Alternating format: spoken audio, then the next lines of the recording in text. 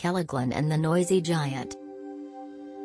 Once upon a time, in a time long past, there was a boy named Keloğlan who lived with his dear mother in a small hut. Keloğlan had no hair, but he had a very sharp mind. In those days, a cloud of trouble hung over their village.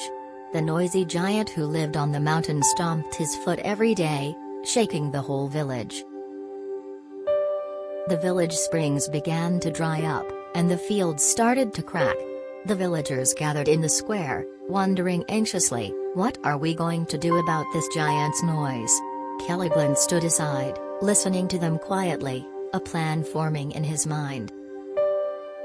That evening, Keloğlan said to his mother, "Mother, I am going to talk to this giant."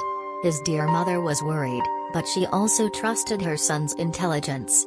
She prepared a small bag with some flatbread and a jug of water for his journey. As Keloğlan was climbing the mountain, he saw a small bird exhausted from thirst on a dry branch.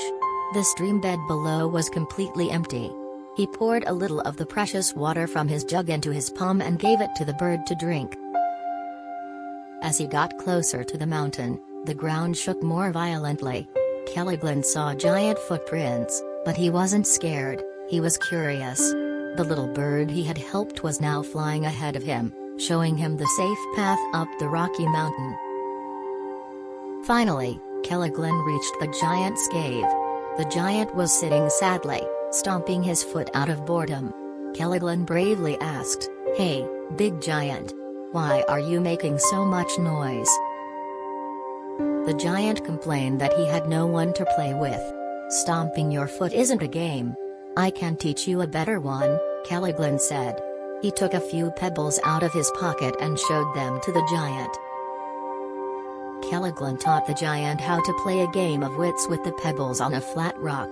The giant was clumsy at first, but he learned quickly, and a smile appeared on his face. For the first time in a long time, the mountain was quiet. When the giant stopped his stomping, the spring he had blocked was freed. Water began to trickle at first, then flowed down the mountain as a stream. The giant, overjoyed with his new friend and game, promised to be quiet forever. When Keloğlan returned to the village, he was greeted with great joy. The river was flowing again, and the fields were turning green. The Sultan heard of his courage and wit and invited him to the palace. There, Keloğlan met the kind-hearted Princess Gülnihal.